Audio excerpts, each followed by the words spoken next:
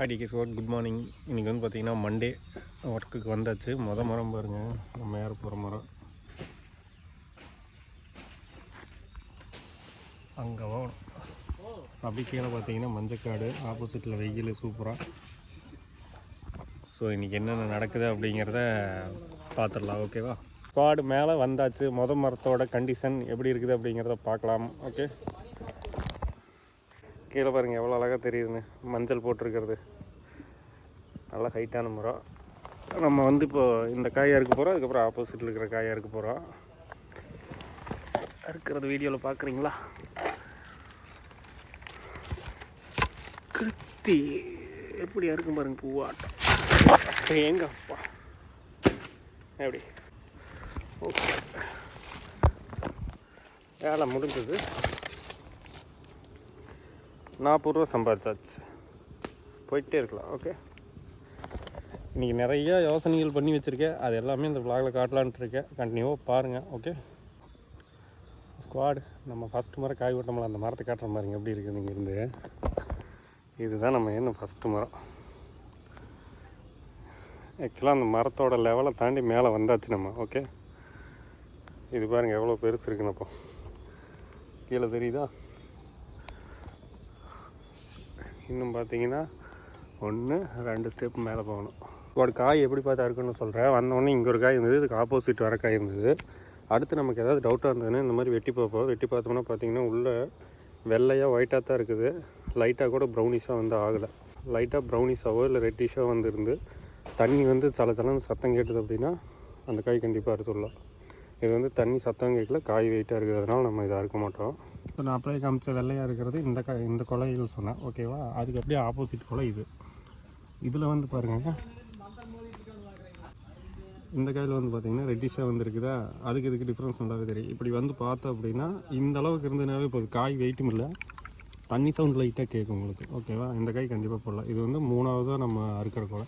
Already 1 opposite 2 அதை check பண்ணி காமிச்சேன் உங்களுக்கு. நான் எதுக்காகனா வீடியோ கற்று செக் பண்ணி காமிச்சேன். ஆக்சுவலாக அது வராதுன்னு எனக்கு ஃபஸ்ட்டே தெரியும்.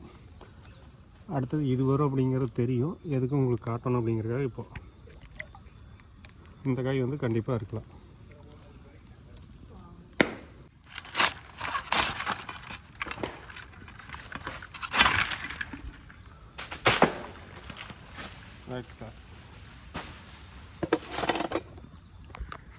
ஸோ இப்போ வந்து காய் வந்து எப்படி இருந்தால் இருக்கணுங்கிற டிஃப்ரென்ஸ் வந்து உங்களுக்கு நான் காட்டிட்டேன். ஓகே, ஸோ அப்படி கீழேங்களா நாய்க்குட்டி வேறுங்க. இப்போ வந்து வந்து குட்டியாக இருக்குது.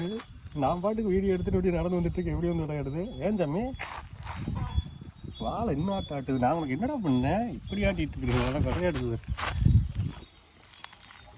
என்ன அழகாக இருக்கிறியே. நம்ம வீட்டில் நாய்க்குட்டி வளர்த்துனேன் மேக்ஸ்ன்னு சொல்லி. நான் வளர்த்துன முதல் நாய் அதுவே, கடைசி நாய் அதுவே. ஒரு 6 மாதம் நம்ம கையில் இருந்தது, அப்புறம் தவறிடுச்சு. அதை நினச்சா அழுகாச்சு வந்துடும். இந்த மாதிரி யாராவது வளர்த்துனாங்கன்னா அழகாக கொஞ்சிட்டு விட்டுற வேண்டியது. என்ன பண்ணுறது? டேய் கம்முன்றா.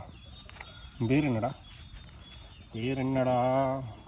எதுக்கு ஆடுற? உனக்கு என்ன ஆட்டம்? உனக்கு நல்லா சோத்தை நல்லா பாலெல்லாம் ஊற்றி வாங்கலாட்டு இருக்குது. கரம்பு குடிச்சு போட்டு நல்லா திமிரு நுழுவிட்டு இருக்குதா? படு வட்டி வாங்கிக்குவேன். ஸோ ஆக்சுவலாக இன்றைக்கி 4 பேர் வெட்டினோம். வேலை முடிஞ்சது. ஆக்சுவலாக நேரமே முடிச்சுக்கிட்டோம். இன்னும் இந்த தோப்பில் வந்து பார்த்திங்கன்னா உள்ளே அந்த பக்கமெல்லாம் பேலன்ஸ் இருக்காது. நாளைக்கு வந்து போடுவோம். இன்றைக்கி வந்து பார்த்திங்கன்னா என்னோடய சம்பளம் 20 மரம் ஆச்சு. 800 800 அப்படிங்கிறது உண்மையாலுமே போதுமானது தான். கொஞ்சம் கடன்லாம் இருக்குல்ல, அதையெல்லாம் கட்டி முடிச்சிட்டோம் அப்படின்னா இது வந்து ரொம்பவே ஒரு சாட்டிஸ்ஃபைடான சேலரி அப்படின்னு வந்து சொல்லணும்.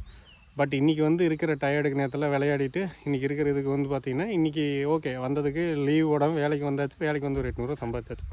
போய் வந்து பார்த்திங்கன்னா இந்த காய் தான் சொன்னேன். இந்த மாதிரி டெய்லி வேலையை முடிச்சு 2 காய் எடுத்துகிட்டு போவோம்ல, இந்த காய் வந்து வீட்டில் இருக்குது. அதெல்லாம் வந்து உரித்து எடைக்கு போடணும். ஓகேவா? இந்த வேலையை வந்து இன்றைக்கி பார்த்துடலாம் அப்படின்ட்டு ஒரு முடிவில் வந்து இருக்கேன். ஸ்குவாடு மணி வந்து பார்த்திங்கன்னா நான் நினச்சது என்னமோ ஒரு 11:30க்குள்ளே சாப்பிட்டு குளிச்சுட்டு வந்து சரி எல்லாம் எடுத்து போட்டு வேலை செஞ்சோம்னா இன்றைக்கி ஈவினிங் கொண்டு போய் போட்டுடலான்னு நினச்சேன். அதுக்குள்ளே ஈவினிங் நிறைய கமிட்மெண்ட் வேறு வந்துருச்சு.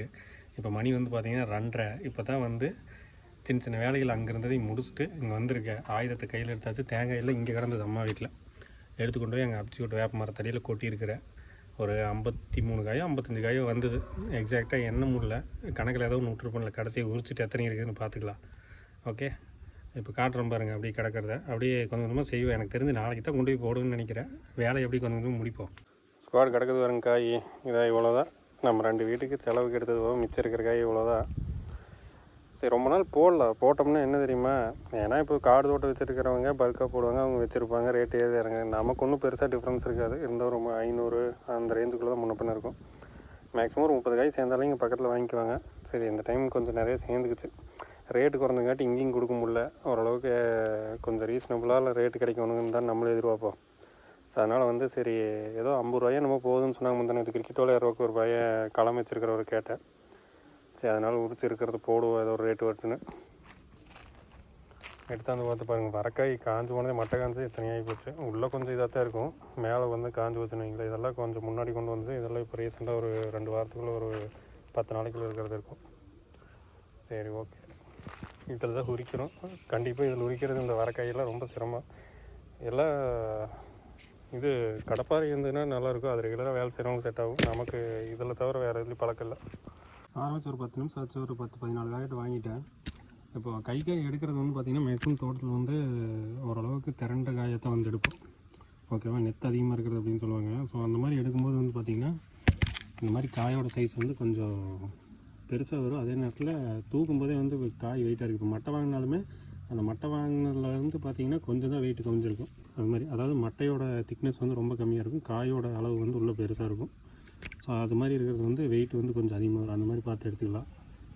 ஸோ பார்ப்போம். இப்போ பாருங்கள், எனக்கு தெரிஞ்சு இங்கே கிடக்கிற எல்லா காயோட இந்த காய் உரிச்சதுக்கப்புறம் வெயிட் அதிகமாக வரும்னு நான் நினைக்கிறேன். பெருசாகவும் இருக்குன்னு நான் நம்புகிறேன். ஏன்னா அந்தளவுக்கு கனமான காய். பார்க்கலாம். உரிச்சாச்சு. காயோட சைஸ் பாருங்கள். இங்கே டன்னேஜுக்கு போடும்போது பார்த்திங்கன்னா குடுமையும் சுத்தமாக பிச்சிடணும். பாருங்கள், நல்லா பாருங்கள் ஒரு கைக்கு எப்படி இருக்குது அப்படின்னு பார்த்திங்கன்னா நல்லா பெருசாக. இதுக்கு பேர் என்னப்பாங்க, நெத்து நல்லா இருக்கிற காய் அப்படின்னு சொல்லுவாங்க. சவுண்டு பாருங்கள்.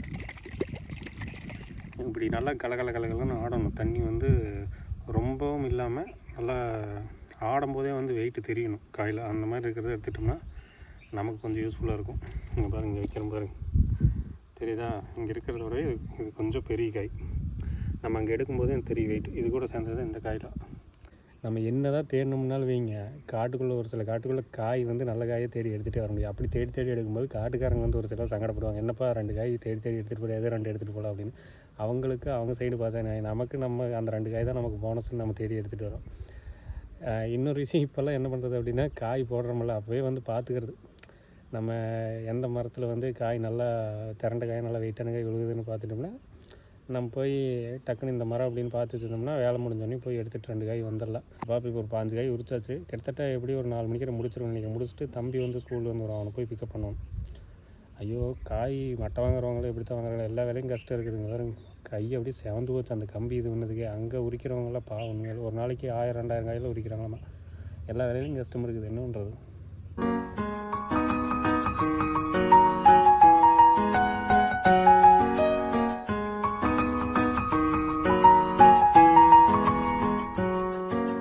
ஸ்குவாடு காய் ஃபுல்லாக மட்டை வாங்கியாச்சு. மொத்தம் பார்த்திங்கன்னா மட்டை வாங்கினதுக்கப்புறம் எண்ணி பார்த்தா 55 காய் இருக்குது. சரியா? இங்கே பாருங்க எத்தனை இருக்குது பார்த்தீங்களா? ஸோ இத்தனைக்கான அவுட்புட் இவ்வளோ தான். நம்மளோட எஃபர்ட் அவ்வளோ போட்டோம் அப்படின்னா தான் நம்மளுக்கான பலன் இவ்வளோ கிடைக்குது, இவ்வளோ உண்டு கிடைக்குது அப்படின்னு சொல்லணும். பாருங்க, பார்ப்போம். மொத்தம் 55 காய். எவ்வளோ என்னங்கிறத பார்ப்போம். இது ஒரு காய் அம்மா கொடுத்தாச்சு. சரி, ஓகே. இனி இதை கொண்டு போய் களத்தில் போடும்போது எவ்வளோ கொடுக்குறாங்க என்னங்கிற ரேட்டை பற்றி அங்கே பார்க்கலாம். ஓகே. வந்த உடனே ஐயா தேங்காயை கணக்கு கண்டுபிடிச்சிட்டான் வீட்டில். என்ன வைக்கிற? எத்தனை மட்டை பார்த்தியா? நீக்கி பாரு. வைத்திகண்ண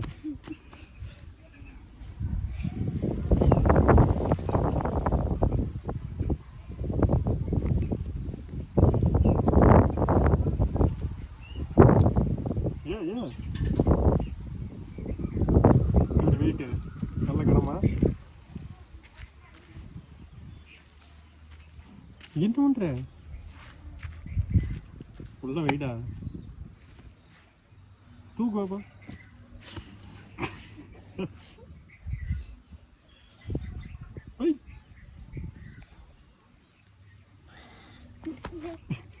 போதும் இங்கே நீ அதே மாதிரி மூடி வச்சு கல்லை வச்சு. சரி அப்பா கொண்டு போய் அன்றைக்கி நம்ம ஒரு களத்தில் போட்டு காசு வாங்கின ஞாபகம் இருக்கா? நம்ம 2 பேரும் போய் சாக்கில் கொண்டு போய் போட்டோம்ல, வெயிட் வச்சாங்க ஒரு மிஷினில், அங்கே கொண்டு போய் போட்டு வரேன்.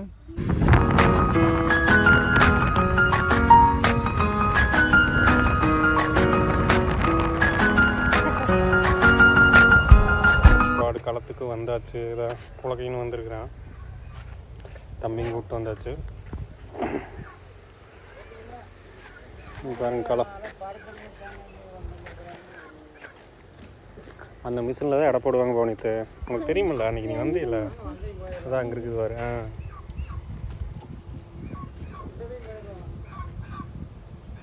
இங்கே பாரு, நம்மளை மாதிரி இவங்களுக்கு கொண்டு வந்திருக்காங்க பாரு காய். இது நம்மளுது எத்தனை கிலோ இருக்குதுன்னு பார்ப்போம். இது உரிச்சு கொண்டு வர காயில் வந்து பார்த்திங்கன்னா இந்த மிஷின்லேயே எடை போட்டு டைரெக்டாக அங்கே கொட்ட சொல்லிடுறாங்க. ஒன் டைம் அங்கே தான் கொட்டிட்டு போகிறோம். அங்கே இருக்குது பாருங்கள். சரி, நீங்கள் எவ்வளோ ரேட் என்னங்கிறது தெரியல, பார்ப்போம்.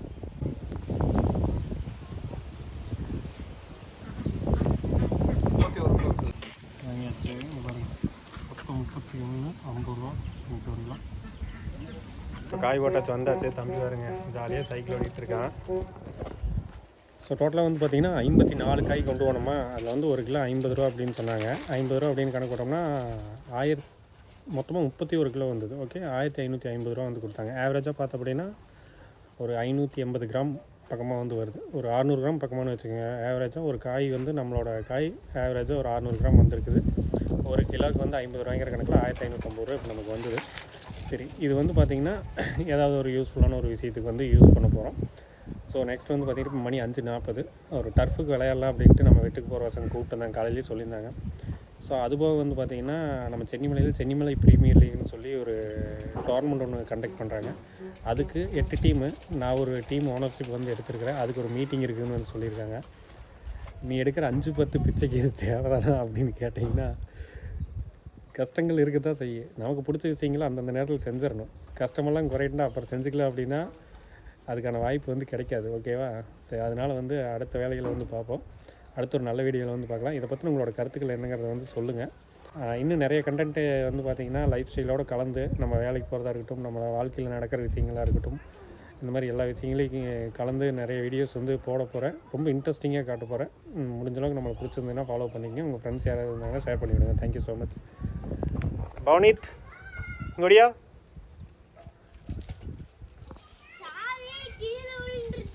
சரி, பாய் பாய். ஓகே, போய் ஓட்டு போ, பார்த்து ஓட்டுங்க.